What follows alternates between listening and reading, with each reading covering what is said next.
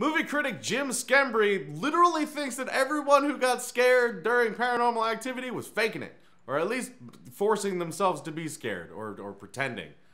I don't know.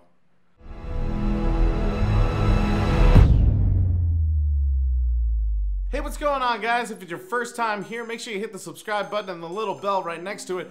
Also, once you've watched the video, if you liked it, give it a like, and be sure to go into the comments and let us know what you think of Paranormal Activity and what you think of this person's review. Now let's take a look at it. The scariest thing about Paranormal Activity is that so many people across the globe have deluded themselves into believing that this badly made crud is actually a quality spook movie. I mean, you're either scared or you're not. I mean, no one was walking out of it like convincing themselves that they jumped and shit themselves. They either did that or they didn't. It's not like walking out of Birdman and trying to convince yourself that you liked it just because every scholar next to you did. Katie Featherston, fears that the demonic spirits that have intermittently haunted her all her life have returned for an encore. So, this is a really funny way of saying that.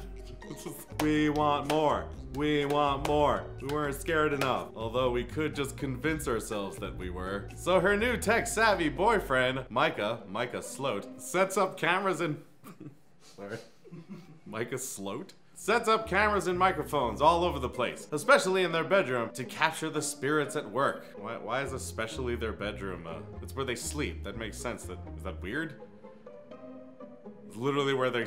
That seems like exactly where they should put them most of the time. Everywhere else, you're a little more hyper aware. Unless you're constantly passing out on your toilet, then put more in the bathroom. But I haven't been that drunk in years, so mine are going in the bedroom. Precisely why he does this, or what good it will do, is never explained. You needed an explanation? Scared, thinks there's something in the house.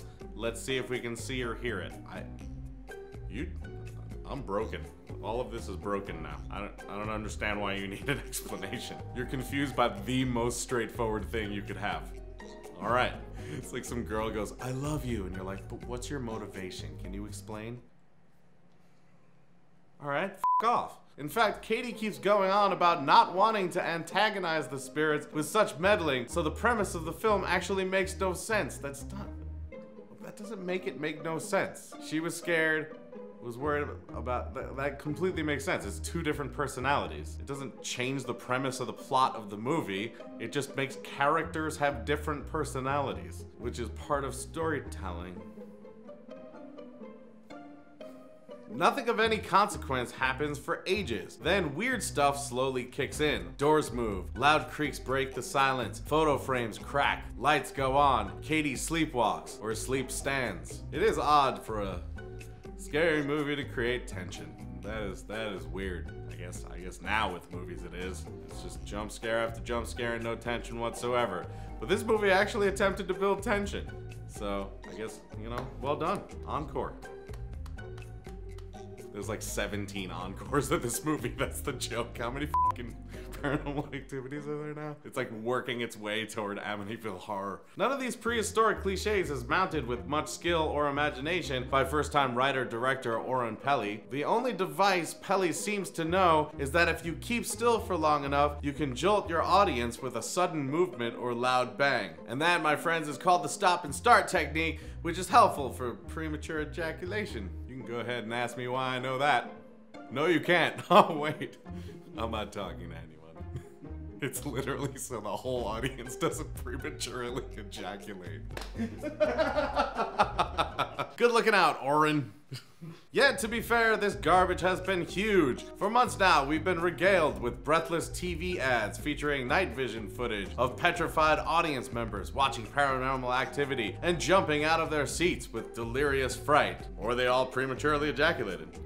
Who knows? They might have just deluded themselves that they were scared while deluding themselves. I know that's not what that word means. It just sounded funny. But it's sad, really, for all Paranormal Activity demonstrates is that when filmgoers decide they want to be scared, they will forgive absolutely anything. Bad acting, cheesy dialogue, poor camera work, bad editing, unconvincing effects, incoherent storytelling for the sake of a good scare. Let's be perfectly honest. People go to a scary movie to get scared. If they have all of the things you just mentioned but aren't scared, they leave going, that sucked. But if they go in and some of those elements aren't as great as you wanted it, but they got scared, they're like, oh my god, I got scared.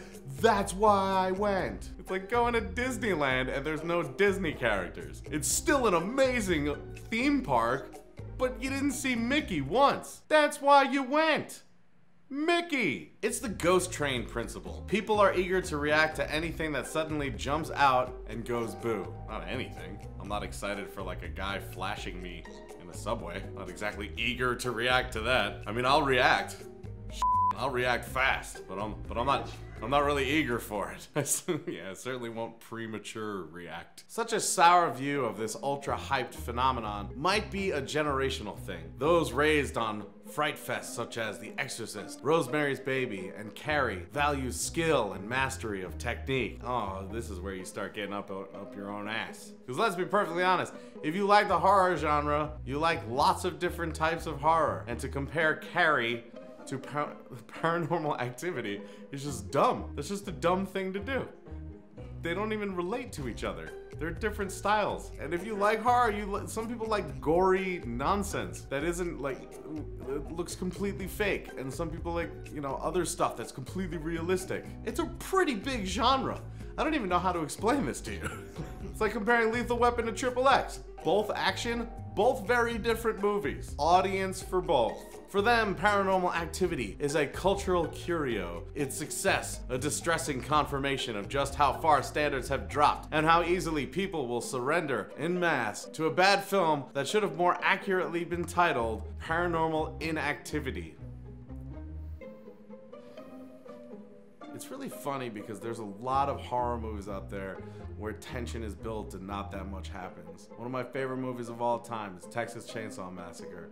You wait for the payoff, and you fucking wait. And it's considered one of the greatest horror movies of all time. I'm not saying Paranormal Activity holds up to that, but to get mad that it paced itself in a way that built tension and was slow and then gave you a payoff at the end is stupid. It basically sounds like you don't like any of the movies that you've mentioned or any horror in general unless it's just a barrage of stuff. And if that's the case, you must love where horror has gone, because it's pretty much just a barrage of stuff and jump scares at this point. Well, thank you guys so much for watching. If it's your first time here, make sure you hit the subscribe button and that little bell right next to it. Also, we'd love to hear what you thought of this guy's review of Paranormal Activity, so make sure you put your thoughts in the comments. And until we see you guys next time, geek out and game on.